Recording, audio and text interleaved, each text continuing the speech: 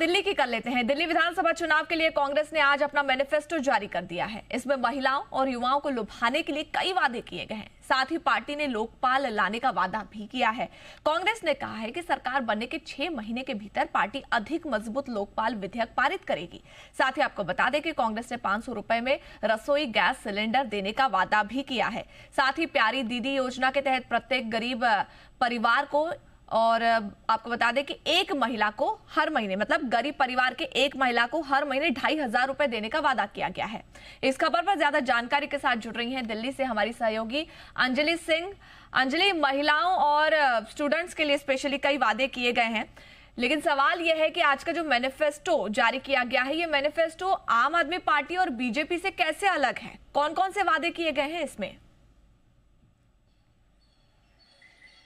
देखिए, जहाँ तक बात करें, अभी तक तीनों ही पार्टी के मैनिफेस्टो जो हैं वो जारी हो चुके हैं। तो अगर ये देखने की कोशिश करें कि किसने ज़्यादा वादे किए हैं, ज़्यादा लोक लुभावन वादे किए हैं, तो जाहिर सी बात है सबने अपनी अपनी तरफ से कुछ ऐसी घोषणाएं की हैं कि लोगों को ज़्यादा अपीलिंग लगे वो घोषणाएं। हालांकि मोर और लेस आप कहें तो कहीं ना कहीं मुद्दे वही हैं, बिजली, पानी, महिला, इन तमाम इशूज से जुड़ा जो वोट बैंक है उसको आकर्षित करने की कोशिश की गई है। और जहां तक आज कांग्रेस के वो घोषणा पत्र की बात करें तो 5 गारंटी कांग्रेस ने पहले ही लॉन्च कर दी थी, जिसमें महिलाओं की सम्मान राशि की बात की गई थी, 25 लाख का हेल्थ बीमा देने की बात की गई थी, 500 रुपए के सिलेंडर की बात की गई थी।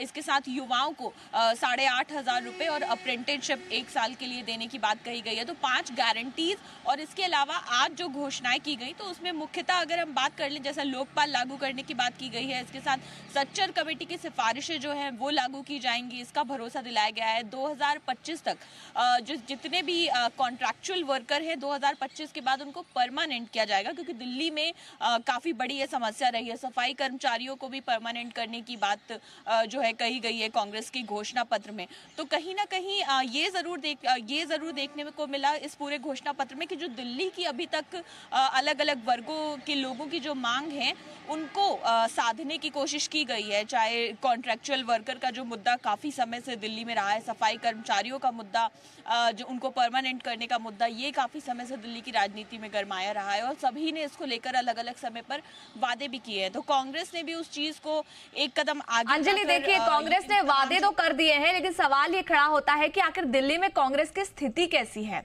क्योंकि हम देखें तो लगातार 2013 के बाद कांग्रेस के हालात बेहद बिगड़ते नजर आए हैं। ऐसे में सवाल यही खड़ा होता है कि क्या शीला दीक्षित के बाद कोई और भी कांग्रेस का सीएम बनेगा भी दिल्ली का? क्या स्थिति है फिलहाल दिल्ली में? देखिए, जहाँ तक कांग्रेस के लिहाज से बात करें तो जाहिर सी बात है, आपने सही कहा कि कांग्रेस के लिए तो ये चुनाव अस्तित्व की लड़ाई जैसा चुनाव है, क्योंकि इतने लंबे समय तक दिल्ली पे राज करने के बाद शीला दीक्षित ने जो एक एग्जेम्पलरी आप कह सकते हैं दिल्ली में विकास किया, उसके बाद एकदम से औंधे मुंह जो कांग्रेस गिरी दिल्ली में, तो उससे उबर पाने में बहुत समय जो है कांग्रेस को लगा है। तो कोशिश कांग्रेस की तरफ से यही है कि जान जो है फूकी जाए, लेकिन क्या कांग्रेस के लिहाज से ये चुनाव बहुत एकदम तस्वीर बदल देने वाला होगा? तो अभी वो सूरत थोड़ी मुश्किल दिखाई देती है वो चीज होनी, लेकिन ये जरूर है कि इस बार कांग्रेस के तमाम जो नेता हैं, जो कैंडिडेट हैं, जो ग्राउंड वर्कर्स हैं, वो काफी सजग होकर इस बार ग्राउंड पर काम करते हुए नजर आ रहे हैं। कुछ एक सीटें ऐसी है जिस पर कांग्रेस का जो अंदरूनी फीडबैक है वो काफी पॉजिटिव है, तो उन सीटों पर फोकस किया जा रहा है। लेकिन जहां तक बात करें आला कमान की या बड़े नेताओं के चुनावी मैदान में उतरने की, तो इस पर लगातार सवाल खड़े किए जाते रहे कि आखिर इतना लंबा समय क्यों लगा। राहुल गांधी की कई रैलियां जो पहले प्रस्तावित थी वो कैंसिल करनी पड़ी, उनके स्वास्थ्य का हवाला दिया गया कि वो बीमार थे जिसके चलते कैंसिल करनी पड़ी।